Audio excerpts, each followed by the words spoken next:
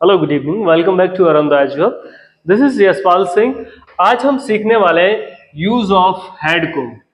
Use of had. Had to का प्रयोग कहां पर करते हैं? हम सिर्फ ये सीखने वाले हैं। कब? आज। यूज ऑफ हैड टू को हम लोग आज सीखने वाले हैं। तो चलिए शुरू करते हैं, क्योंकि ये सबसे बढ़िया तरकीब होती है। जब आप इंग्लिश बोल रहे हैं तो आपको has to, have to, had to आना ही चाहिए। तो कुछ रिक्वेस्ट भी कर रहे थे बच्चे, तो हम जो है आज इसको स्पेशल तरीके से लेकर आए हैं। तो चलिए शुरू करते हैं। जैसे कि आई हैड टू गो, मुझे जाना पड़ा। ठीक है, मुझे जाना पड़ा मतलब कोई भी काम जहां आपकी मजबूरी दर्शाई गई हो और पास्ट की बात हो, तो वहां पे क्या इस्तेमाल करते हैं? वहां इस्तेमाल करते हैं हम हैड टू का। मुझे जाना पड़ा, मुझे देखना पड़ा, आई हैड टू सी। मुझे जाना पड़ा, आई हैड टू गो। मुझे आना पड़ा, आई हैड टू कम। ठीक है, मुझे खाना पड़ा, आई हैड टू ईट। मुझे पीना पड़ा, आई हैड टू ड्रिंक। मुझे कहना पड़ा, आई हैड टू से। मुझे कहना पड़ा, आई हैड टू से। मुझे पूछना पड़ा, I had to ask. I had to ask. मुझे दिखाना पड़ा, आई हैड टू शो। ठीक है, मुझे पीटना पड़ा, आई हैड टू बीट। मुझे पीटना पड़ा, आई हैड टू बीट। मुझे बात करना पड़ा, आई हैड टू टॉक। मुझे आना पड़ा, आई हैड टू कम। मुझे खेलना पड़ा, आई हैड टू प्ले। मुझे खाना पड़ा, आई हैड टू ईट। ठीक है, और इनसे हम किस तरह से बना सकते हैं? जैसे कि मुझे कूदना पड़ा, आई हैड टू जंप। ठीक है, यहाँ पे सबसे बढ़िया जो इसका जो ट्रांसलेशन हम करते हैं, तो वहां पे एक चीज मैन ध्यान रखने वाली क्या है बच्चों? सब्जेक्ट होगा, उसके बाद आप इस्तेमाल करेंगे हैड टू का, और उसके बाद इस्तेमाल करेंगे आप वर्ब्स का। जैसे मुझे जाना पड़ा, आई हैड टू गो, तो फिर क्या हो गई आपकी? वर्ब। लेकिन वर्ब में मोस्ट इंपोर्टेंट क्या बात है कि सबसे पहले आपको ये याद रखना है कि वर्ब की फर्स्ट फॉर्म होनी चाहिए। मुझे जाना पड़ा, आई हैड टू गो। मुझे देखना पड़ा, आई हैड टू सी। ठीक है, मुझे खाना पड़ा, आई हैड टू ईट। मुझे कहना पड़ा, आई हैड टू से। मुझे पूछना पड़ा, आई हैड टू आस्क। मुझे दिखाना पड़ा, आई हैड टू शो। मुझे पीटना पड़ा, आई हैड टू बीट। मुझे बात करना पड़ा, आई हैड टू टॉक। मुझे आना पड़ा, आई हैड टू कम। मुझे खेलना पड़ा, आई हैड टू प्ले। ये sentences use of had to जहां पे है बच्चों, यहाँ पे आप और भी सेंटेंसेस को लगाकर इसको बेहतर बना सकते हैं। अब हम देखने वाले हैं बच्चों यूज ऑफ हैव टू को। यूज ऑफ हैव टू का बच्चों इसमें एक चीज और है। एक होता है हमारा हैज टू, एक होता है बच्चों हमारा हैव टू। दोनों का सेम अर्थ है, लेकिन इसको हम किसके साथ इस्तेमाल करते हैं? इसको हम एक वचन के साथ इस्तेमाल करते हैं।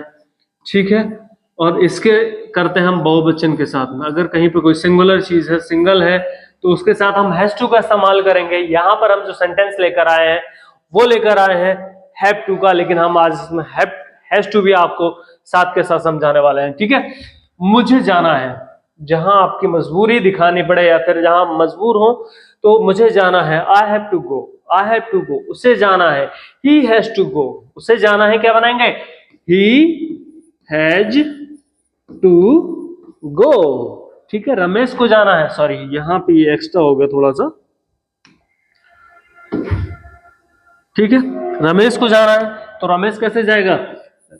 रमेश को जाना है, Ramesh has to go, has to go.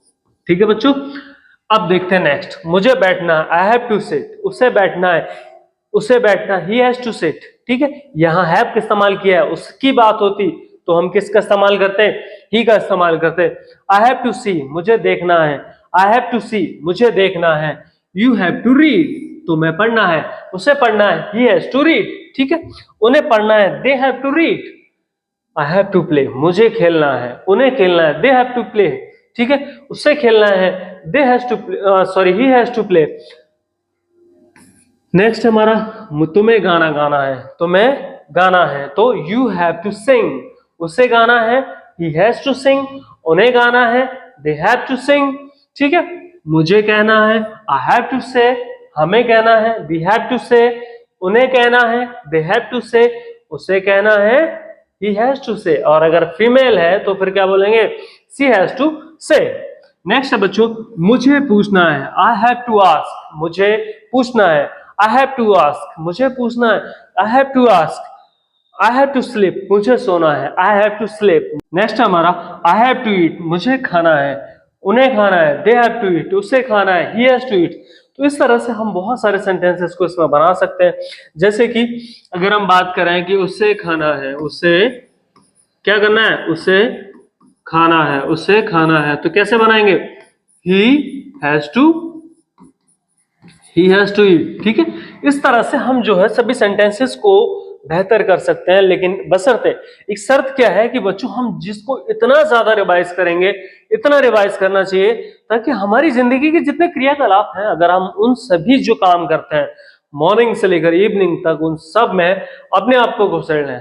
I have to do this, I have to play, I have to eat, I have to drink, I have to bath. ठीक है, जो सारे काम आप सारे चीजों को आप जब इकट्ठा कर लोगे तो वो जो वर्ड्स है हैव टू और हैड टू, जो हमारा वर्ड्स था वो आपको क्या हो जाएगा बच्चों, रट जाएगा, बिल्कुल रट जाएगा।